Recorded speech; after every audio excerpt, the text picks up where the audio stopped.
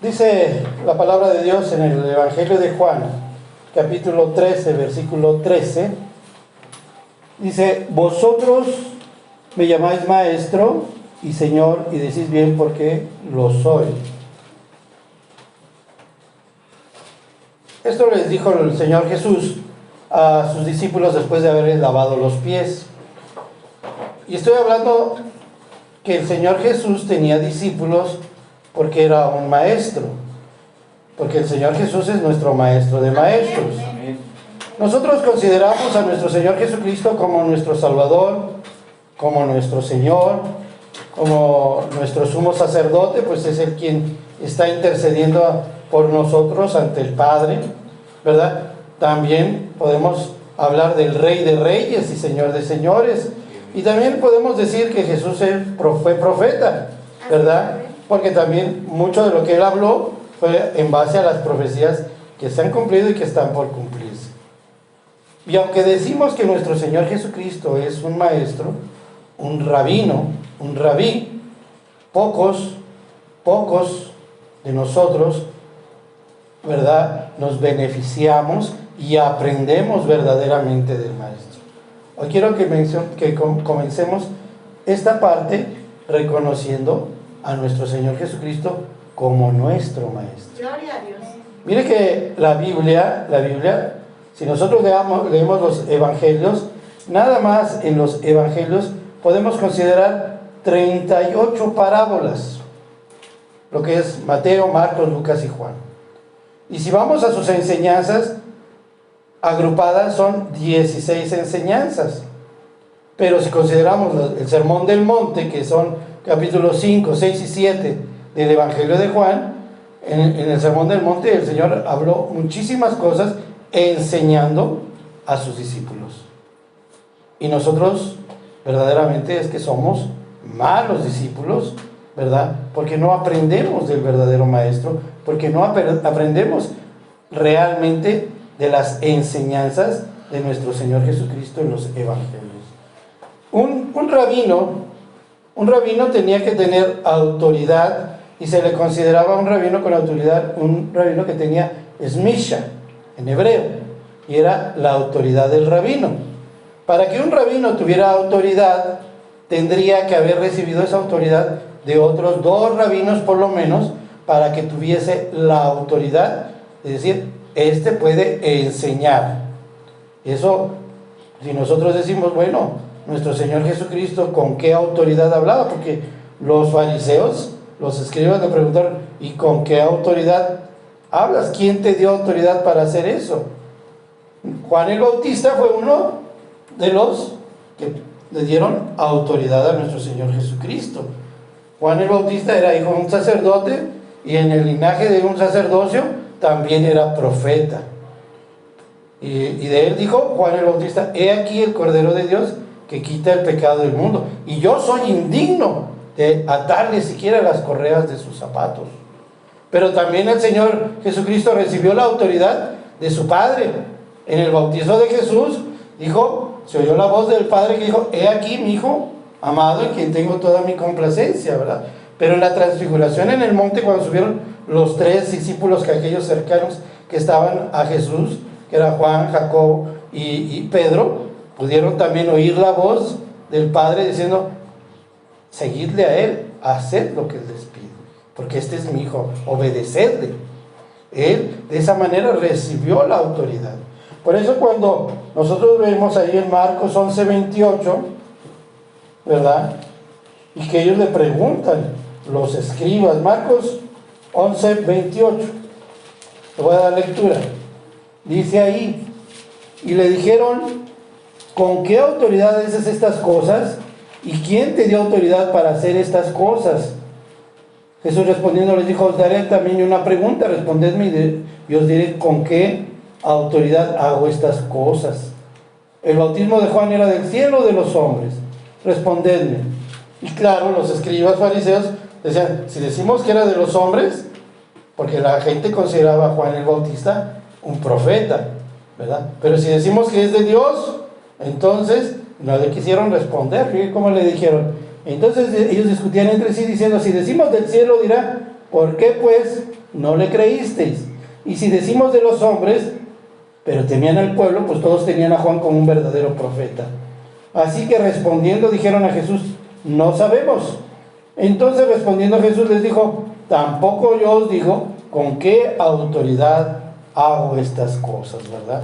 Pero Jesús predicaba y la gente que lo escuchaba decía, ¿con qué autoridad predicaba? Dice ahí en Lucas 4:32,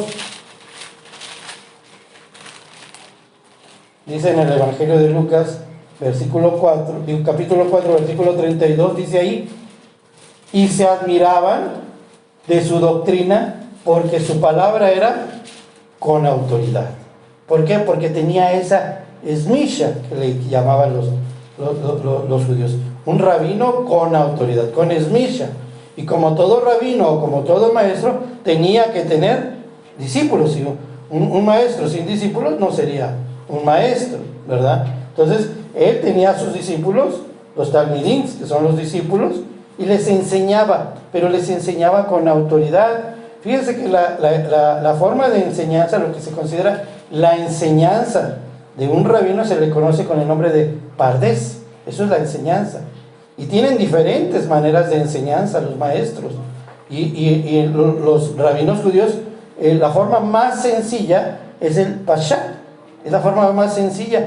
Porque Jesús les hablaba y les enseñaba con ejemplos muy sencillos, muy cotidianos, muy familiares para ellos. A los pescadores les hablaba de redes, de embarcaciones, del mar, de las olas, de los peces, con algo que ellos estuvieran familiarizados. A lo mejor Jesús hoy en el día nos hablaría del wifi, nos hablaría del internet, porque es a lo mejor con lo que estamos familiarizados, pero que eran con ejemplos tan sencillos. Un maestro tiene que enseñar con ejemplos sencillos. ¿Cómo se les enseña a los niños a sumar?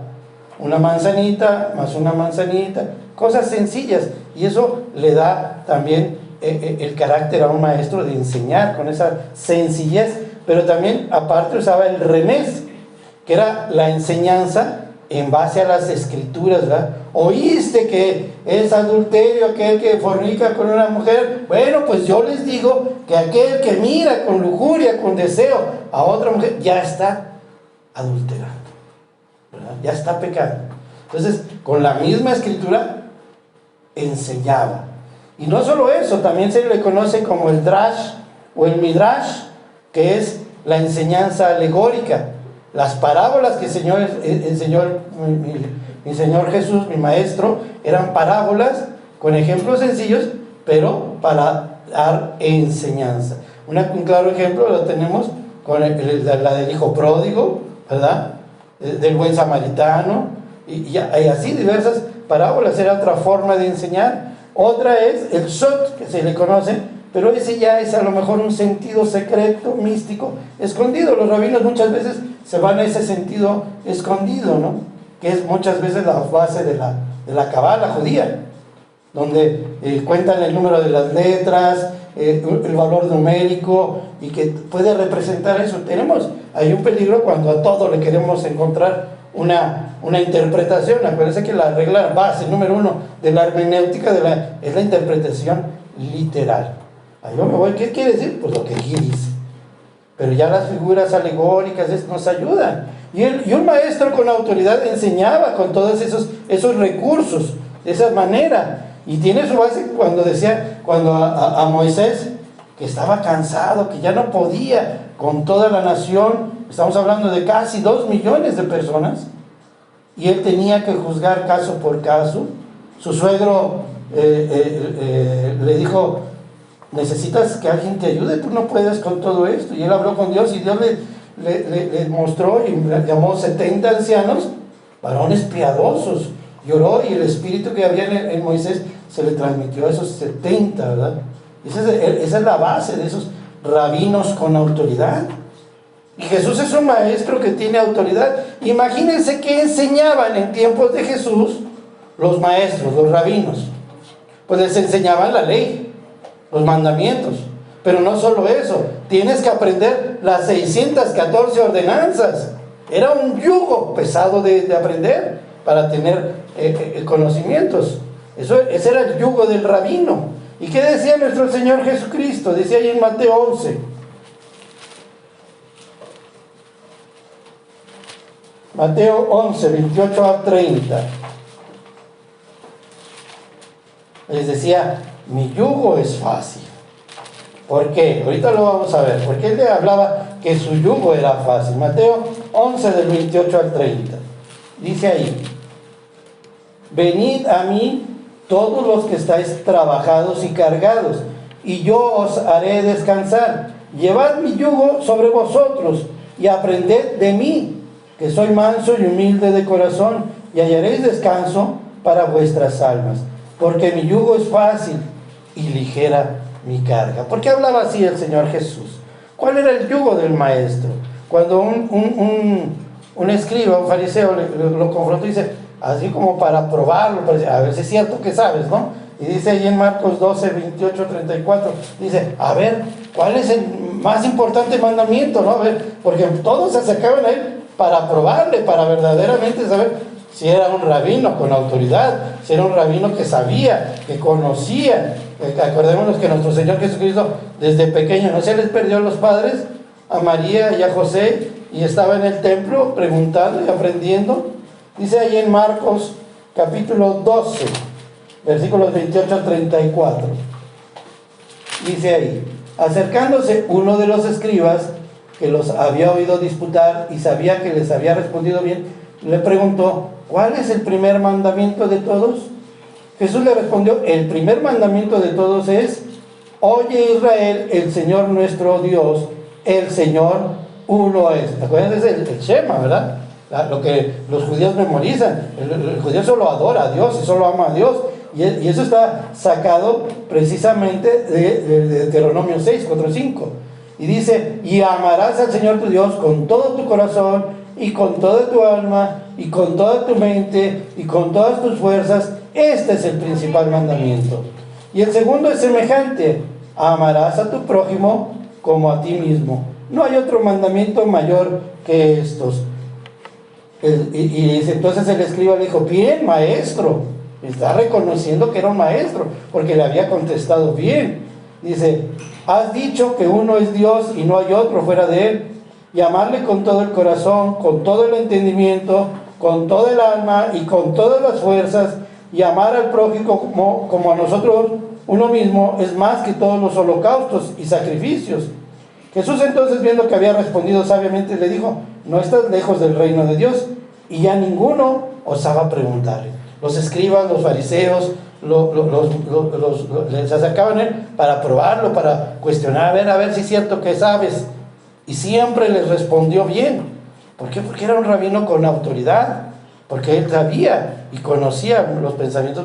Pero nosotros, ¿a quién recurrimos cuando tenemos dudas? ¿Quién es nuestro maestro? ¿Estamos aprendiendo de él o no estamos aprendiendo de él? Porque si decimos que estamos aprendiendo de él, la verdad es que muchos de nosotros estaríamos reprobados como alumnos, como discípulos del Señor Jesucristo. No estamos haciendo las cosas que Él enseña. ¿Cuántas enseñanzas hay del Señor? ¿Qué hablo del perdón? Cuando le preguntaron, ¿cuántas veces debo perdonar a mi prójimo? 7 veces. Y no respondió el Señor Jesucristo, 70 veces 7, por decir un número infinito, las veces que sea necesario. ¿Qué dijo acerca del afán y la ansiedad? Y cada día tiene su propio afán. Si Él se encarga de nosotros, a ninguno nos falta. ¿Estamos aprendiendo del Señor Jesús? ¿Estamos verdaderamente siendo buenos discípulos?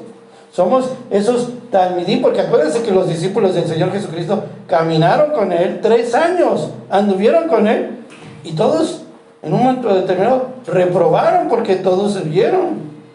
Dice la Escritura que cuando el Señor Jesús estaba Pedro al frente y dijo, Satanás los ha pedido para zarandearlos. Dice, y los zarandeó a todos. Dijo, pero he rogado que tú, a Pedro, a esa sí ya se la di. Primero les dijo a todos, los iba a zarandear. Pero he rogado que tú regreses y ayudes a tus hermanos. ¿Verdad? Pero que si ellos reprobaron, entonces decimos, si nos justificamos y decimos, no, si ellos que fueron los discípulos reprobaron como discípulos de Jesús que estuvieron con el Maestro, pero nosotros tenemos la palabra escrita. tenemos el cómo vivir. Y Jesús nos enseñó, los evangelios son para aprender. La Biblia toda es cristocéntrica y es la historia de la salvación, pero nosotros también debemos aprender del Maestro. Que es mejor dar que recibir, que Él no vino a ser servido, sino a servir por muchos, a morir por muchos. ¿Cuántas cosas nos enseña el Maestro de maestros? Él no dijo que venía a abrogar la ley. ¿Por qué? Porque en el corazón de la ley estaba bien dicho lo que enseñó. Este es el primero y gran mandamiento. Y el segundo es tan importante. Amarás a Dios sobre todas las cosas. Él no dijo, ¿saben qué? Tienen que aprenderse 614. No, bien entendieron los escritos. Ah, caray, sí es cierto. Pues ese es el mandamiento más importante. Eso es lo que verdaderamente importa. Ese es el corazón de la ley. Porque la ley no te salva. La ley se dio para confrontarnos con nuestro pecado, para decir, eres pecador por todo lo que haces. La salvación no viene por obra, la salvación viene por gracia, por misericordia de Dios. Es un don de Dios. Así es que Él no vino a abrogar la ley, vino a darle cumplimiento. En Él se cumple la justicia de Dios. Si los maestros dijeron, dice ahí en Juan capítulo 3, versículo 2, ellos mismos reconocían la autoridad con la que estaba hablando, pero les dijo tantas veces que estaban haciendo mal, porque aunque conocían la ley, no eran hacedores de la ley. Les dijo, a todos les dijo, haced lo que los fariseos dicen, pero no lo que hacen, ¿verdad? En Juan capítulo 3, versículo 2, se acercó uno de los importantes, Nicodemo. Dice, este vino a Jesús de noche y le dijo, Rabí, sabemos que has venido de Dios como maestro, porque nadie puede hacer estas señales que tú haces si no está Dios con él.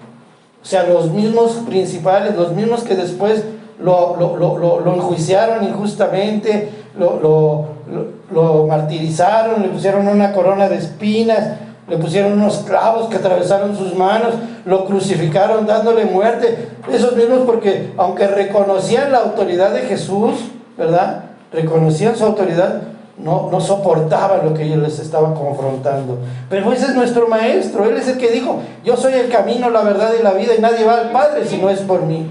Las enseñanzas de Jesús deben ser nuestras enseñanzas. Ese debe ser nuestro alimento. Cuando le preguntaron sus discípulos, enséñanos a orar como Juan les enseñó a sus discípulos, y él entonces les enseñó el Padre Nuestro que conocemos, ¿verdad? Él les enseñó a orar, les enseñó a decir, miren, con una parábola había esta viejecita que dio todo lo que tenía, lo dio ahí en el alfolí, y es todo lo que te dio más que aquellos que dan lo que les sobra nada más.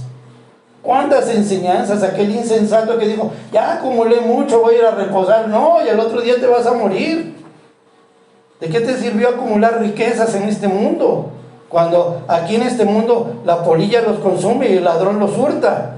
Haced tesoros en el cielo. Amén, gloria a Dios. Somos pasajeros, somos peregrinos en este mundo, pero aprendamos a caminar de la manera que Dios quiere. Por eso que Él vino a darnos vida, pero vida en abundancia, si sabemos vivir. Porque no, sabemos que no es más rico el que más tiene, sino el que menos necesita. Gloria al Señor. Y habla de precisamente eso, de contentarse con lo que Dios nos da. No precisamente ser conformista, sino contentarse, valorar. Ahora que no nos podíamos reunir, ¿cómo extrañaban el culto? ¿Cómo extrañaban el servicio? Ah, pero estaban los servicios. Ah, pues llego después de la alabanza. Y si se puede, mejor al último, ¿no? Como cuando llegaban a la misa católica, pues ya nomás llego a la consagración y ya. Pero ya entonces valoramos. Debemos valorar las enseñanzas de nuestro Señor Jesucristo. Mire cuánto hay que Él nos puede enseñar. Y nosotros no estamos ni siquiera leyendo la palabra. Dice el libro de Romanos, en el capítulo 12, que presentemos nuestros miembros, nuestro cuerpo, como un sacrificio vivo y agradable al Señor, que es nuestro culto racional. Pero ¿cómo vamos a presentar un culto racional? No un culto fanático, no un fanatismo, no es una fe ciega, es una fe, ¿verdad?, pensante. cuando nosotros somos renovados en nuestro entendimiento a través de la palabra de Dios. Podemos ver por oír, porque la fe viene de oír la palabra de Dios. Y cuando nosotros oímos la palabra de Dios, podemos ver. Por eso dice la Escritura, conoceréis la verdad y seréis libres. No nos dejemos engañar por lo que está alrededor del mundo. Nadie te va a robar el líquido de las rodillas. Eso es una mentira. Y si te ponen un termómetro, no te van a quemar las neuronas. Eso es mentira. Todas esas cosas son mentiras. Y si fue una estrategia de los chinos, no importa. Los planes de Dios están por encima de los planes del enemigo o los planes del hombre. ¿Qué nos enseña el Señor? Eso es lo importante, las enseñanzas de nuestro Maestro. Que no juzguemos para no ser juzgados, ¿verdad? Si le pedimos a Dios, danos hoy nuestro alimento, aquí está nuestro alimento. Porque no solo de pan vivirá el hombre, sino de toda palabra que sale de la boca de Jehová. Ese es nuestro verdadero alimento. La forma en como nosotros vamos a ser transformados no es decirle al Señor, transfórmame, cámbiame, Señor. ¿Y qué te dice el Señor? Lee mi palabra, ¿verdad? Porque Jesús oró por nosotros hace 20 siglos. Cuando oró por nosotros allá en Juan 17 dice que oró no solo por estos, sino por los que han de creer en la palabra que yo les he dado. Oró por nosotros el Señor Jesús. Y nos dijo, no te pido que los quites del mundo, pero guárdalos del mal. Nuestra ciudadanía está en el cielo. Hagamos obras no de hojarasca, no de heno, que pasadas por fuego se queman, sino obras para la eternidad. Tenemos almas para Cristo. Si Dios quiere transformarnos en pescadores de hombres, algunos deciden ser pez. ¿Y qué hace un pez? Nada, no hace nada. Exactamente. Seamos pescadores de hombres. Eso es lo que Dios quiere de la iglesia. Que vayamos a conquistar almas para el Cristo. Amén, amén. Sigamos los caminos del Señor. Sigamos las enseñanzas del Maestro. Ya no quiere leer Levítico, ya no quiere leer Números, se aburre, se duerme. Lea los evangelios, comience por ellos. Aliméntese diario de la palabra de mi Señor Jesucristo. Allí está. Dice, escudriñad bien las Escrituras, porque ahí está la vida, ahí está la salvación. Denle la gloria a Dios, denle gracias a Dios, porque estamos vivos, porque estamos unidos, porque somos un mismo cuerpo, porque solo fuimos bautizados en un mismo Espíritu. Amén. Gloria a Dios. Cierre sus ojos, incline su rostro.